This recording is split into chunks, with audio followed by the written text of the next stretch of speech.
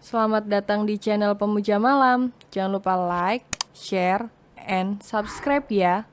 Terima kasih. Episode 5. Kecerobohannya dalam bekerja.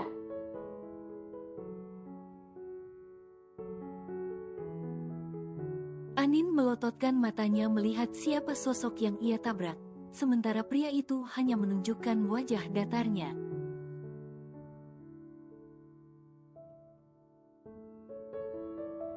Pak Arsen, maafkan saya, Pak, ucap Anindya terbata dan langsung menjauh dari bosnya itu.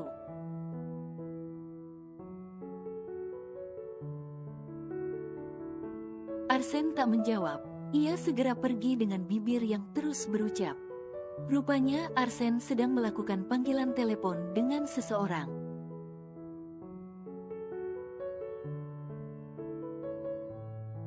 Sementara Anindya tampak memegangi dadanya, ia hampir saja mati ketakutan karena menabrak bosnya yang terkenal tak main untuk memecat pegawai yang melakukan kesalahan.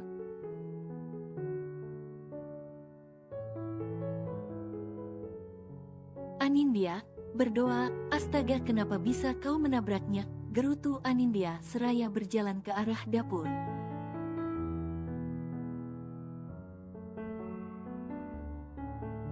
Tak lama Desi dan teman yang lainnya datang menghampirinya. Mereka semua tentu tadi melihat apa yang terjadi kepada Anindya yang tiba-tiba menabrak Arsen.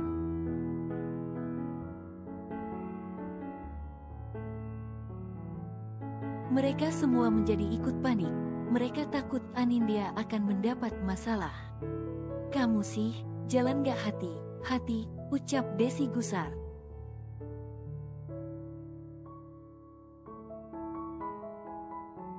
"Ya, aku juga nggak tahu. Aduh, gimana nih? Jangan sampai aku dipecat," sahut Anin menggigit kukunya.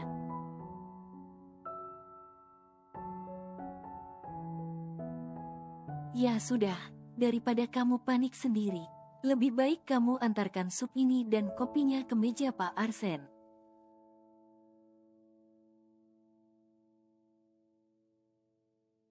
"Jangan lupa meminta maaf padanya agar semuanya beres," tutur Hardi memberi saran.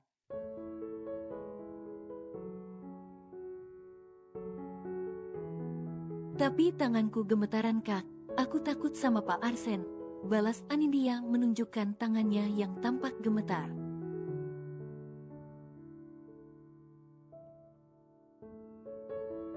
"Makanya kalau kerja tuh pakai mata, jangan modal genit," ketus Arin, salah satu pekerja sama seperti Anindya.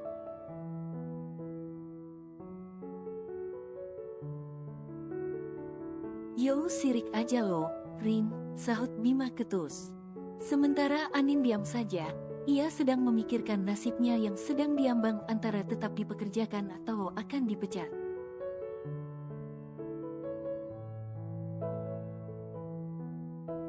Semoga saja apa yang ia khawatirkan tidak terjadi. Anin mengantarkan pesanan bosnya dengan penuh hati, ia meletakkan sup jagung dan juga kopinya dengan hati-hati di meja.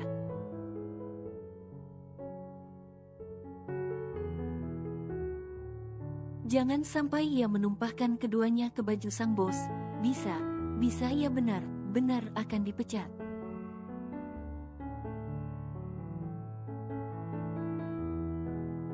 Anin menggenggam nampan yang habis ia gunakan kemudian menundukkan kepalanya sedikit lalu menatap Arsen.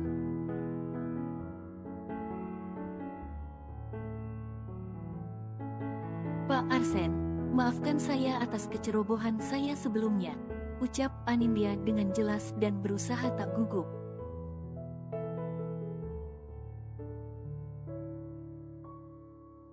Arsen mengangkat wajahnya sesaat. Ia memperhatikan wajah gadis itu yang ternyata cantik. Wajah putih bersih, hidung mancung dan bibir yang tipis menggoda.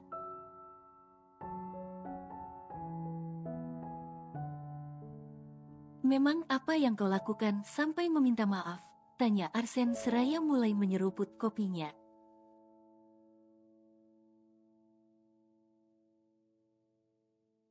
"Saya tadi sudah menabrak Anda," Jawab Anin semakin mengeratkan pegangan di nampan.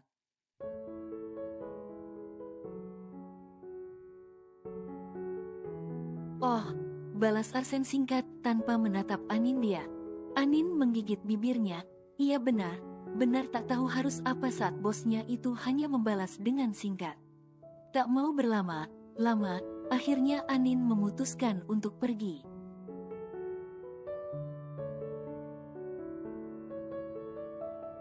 Baiklah, Pak, saya permisi dan sekali lagi maaf. Ucap Anindya kemudian pergi sebelum mendapat jawaban dari bosnya itu.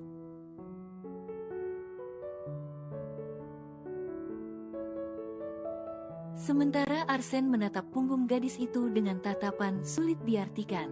Bibirnya tersenyum miring dengan desisan dari mulutnya yang bisa saja menghipnotis gadis jika ada yang mendengarnya.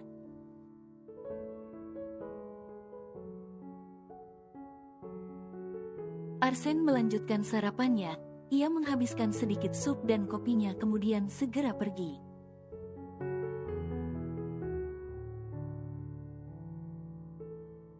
Ia harus ke Elsif Group untuk memeriksa keadaan di perusahaannya sekaligus menemui klien yang menawarkan diri untuk bekerja sama.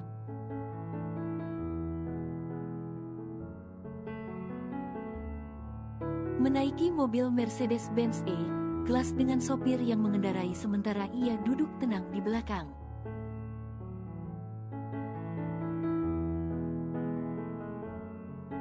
Arsen meraih tablet yang ada di sana, ia mulai menggulir email dari asistennya.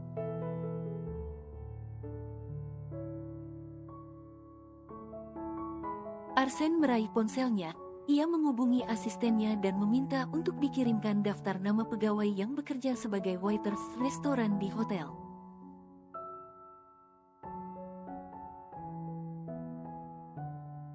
Arsen melakukan itu tentu untuk mengetahui siapa gadis yang sudah menunduk sambil meminta maaf padanya tadi.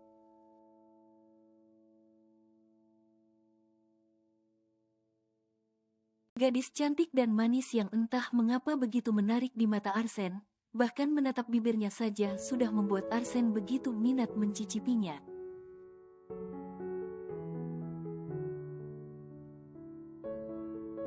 Sampai bertemu nanti malam, gumam Arsen tersenyum evil. Sesampainya di perusahaan, Arsen langsung saja disambut baik oleh para karyawannya. Ia tak berniat membalas sapaan siapapun.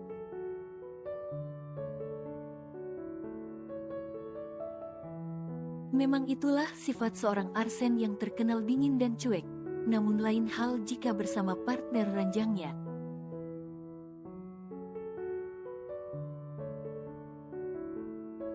Ia bisa mendengar pujian dari beberapa karyawan wanitanya. Dengan ekor mata yang tajam, ia bisa melihat beberapa karyawannya yang ternyata cukup cantik.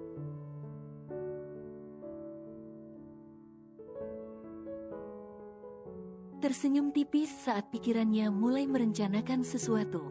Pak Arsen, mari silahkan saya antar ke ruangan Anda, ucap seorang wanita yang berpakaian serba ketat hingga mencetak lekukan tubuhnya.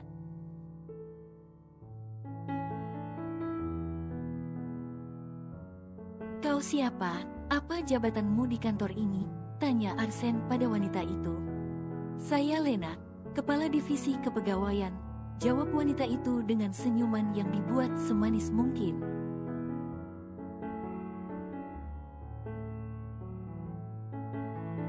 Arsen tak banyak menjawab, ia segera masuk ke dalam lift diikuti oleh wanita tersebut.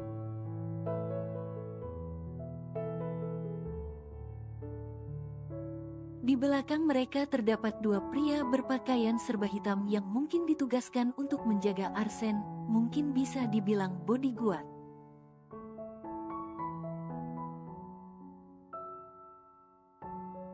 Pak Arsen, saya tidak menyangka Anda akan kembali lagi ke Indonesia setelah sekian lama, ucap Lena sengaja membuka topik.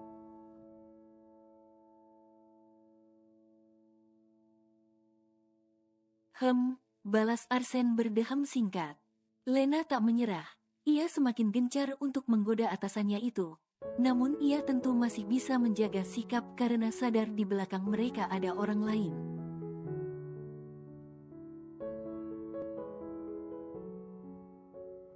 Mata Lena berbinar saat akhirnya mereka sampai di lantai ruangan Arsen berada.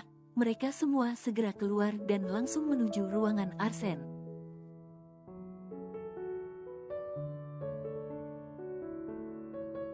Selamat datang, Tuan Sapali, asisten pribadi Arsen.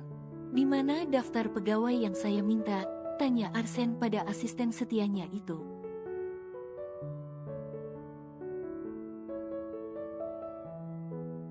Saya sudah memintanya dari Bu Lena, jawab Lee kemudian menunjuk sopan ke arah Lena.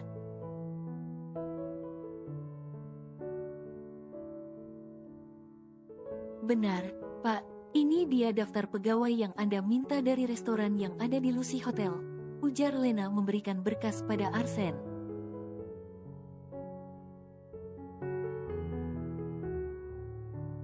Kau ikut saya ke dalam, ucap Arsen kemudian masuk duluan disusul oleh Lena.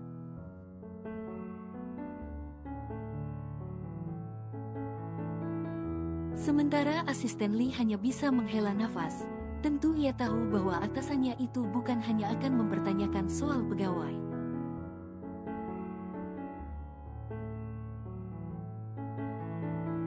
Tetapi kebiasaan buruk atasannya itu juga akan ia lakukan bersama wanita yang juga seakan mengambil kesempatan untuk menggoda Pak Arsen.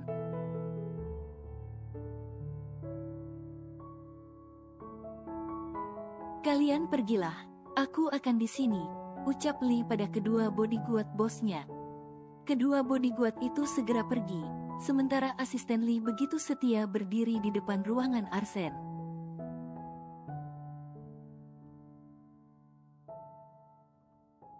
Meski kebiasaan buruk bosnya sudah sangat terkenal di dunia bisnis, namun tetap saja ia sebagai asisten akan menjaga image seorang Arsen.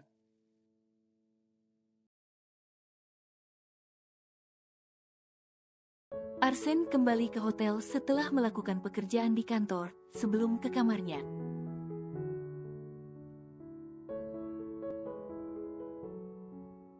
Ia menyempatkan diri untuk pergi ke restoran guna mencari sosok gadis menabraknya.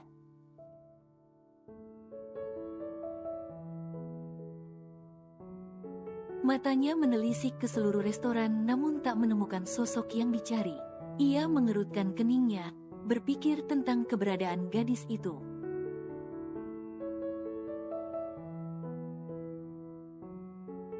Ratna, selaku kepala restoran menghampiri Arsen yang tampak kebingungan mencari-cari. Ia dengan sopan menundukkan kepalanya.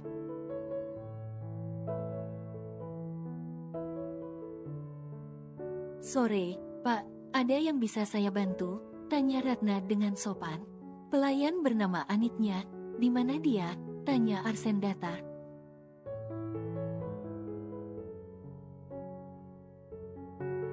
Sedang di dapur, Pak. Perlu saya panggilkan? Jawab Ratna diakhiri pertanyaan lagi.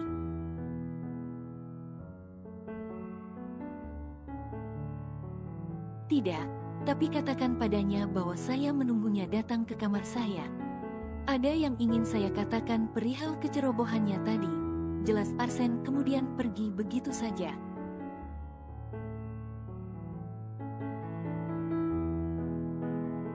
Ratna yang mendengar itu sempat terkejut. Ia mendadak khawatir pada Anin perihal pekerjaan.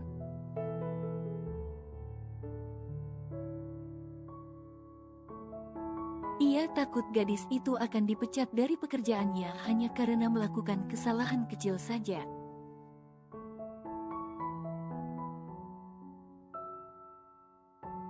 Aku harus beritahu Anin, gumam Ratna kemudian segera pergi ke dapur.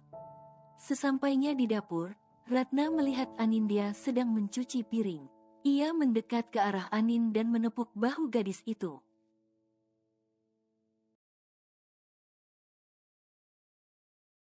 Anin, kamu dipanggil Pak Arsen ke kamarnya. Dia bilang, dia ingin bicara soal kecerobohan kamu tadi.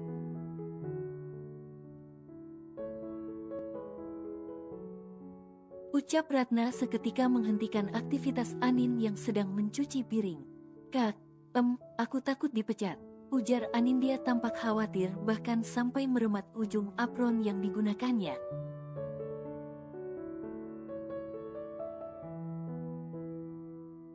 Ada apa, Kak? Tanya Desi menghampiri Ratna dan Anindya yang tampak serius. Pertanyaan Desi sontak membuat Bima dan Hardi yang baru kembali setelah mengantar pesanan, mereka ikut mendekati Ratna dan Anindya.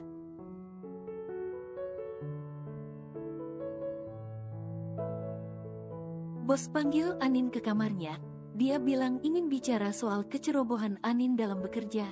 Jawab Ratna diakhiri helaan nafas pelan.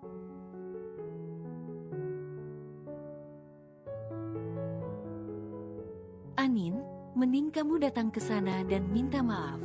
Jangan sampai kamu dipecat hanya karena hal sepele seperti tadi. Tukas Bima memberi saran.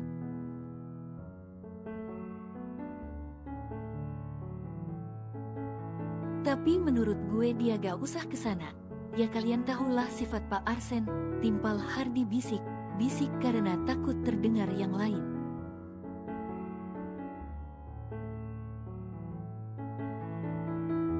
Jadi aku harus gimana? Tanya Anindya tampak panik mendengar pendapat teman-temannya.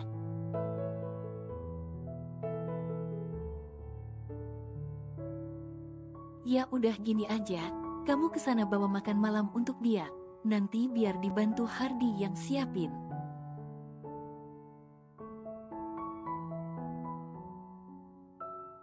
Di sana kamu dengerin baik apa yang dia katakan dan bilang maaf. Setelah itu mending langsung pamit keluar. Jawab Ratna menjelaskan dengan penuh pengertian.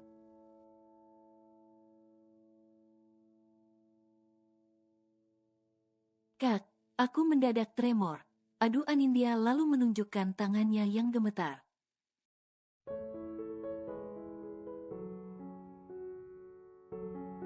Tarik nafas, buang Nin. Ayo kamu pasti bisa, ucap Desi memberi semangat. Anin menarik nafas lalu membuangnya. Ia melakukan berulang kali berharap bahwa pikiran dan perasaannya bisa tenang, namun nihil.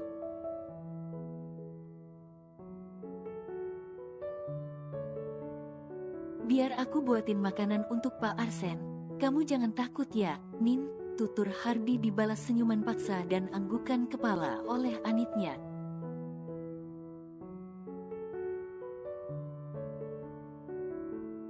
Dalam hati Anindya berdoa, semoga ia tidak kehilangan pekerjaan ini dan membuatnya harus kembali ke rumah sang bibi yang memperbudak dirinya tanpa belas kasihan.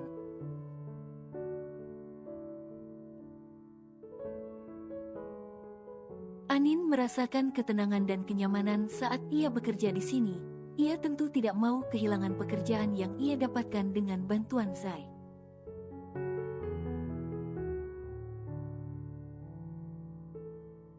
Jika ia sampai dipecat, maka itu bisa membuat orang yang membantunya merasa malu.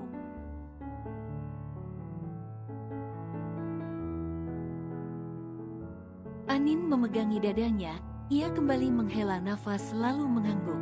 Ia pasti bisa mendapatkan maaf pada bosnya dan menyelamatkan pekerjaannya ini.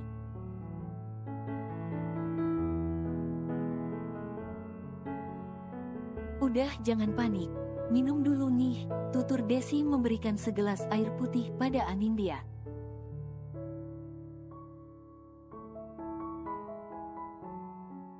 Makasih ya, Des, ucap Anin dibalas anggukan oleh Desi.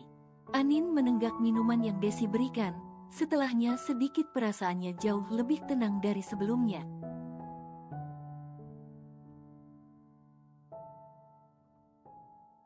Andai aja kemarin ia tak menabrak bosnya itu, mungkin sekarang ia tak sepanik ini. Namun ya, Anin tak boleh menyerah begitu saja.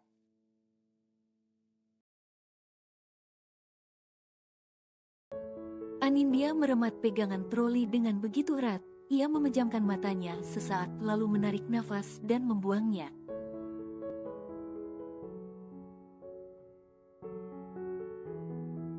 Jari telunjuknya terangkat guna menekan bel yang terdapat di sisi pintu. Suara pintu terbuka terdengar di telinga Anin bagai tiupan terompet yang akan mencabut nyawanya. Nyatanya itu hanya sebuah pintu yang tak akan mampu membuatnya tiada.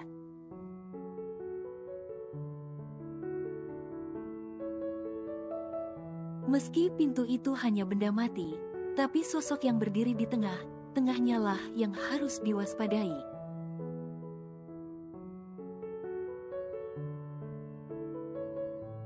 Sosok pria tampan dengan balutan kaos putih polos dan celana hitam sebatas paha membuat kaki yang diselimuti beberapa bulu halus terlihat dengan jelas.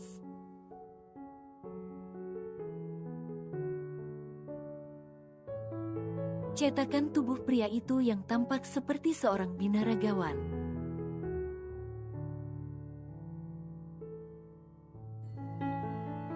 Bersambung.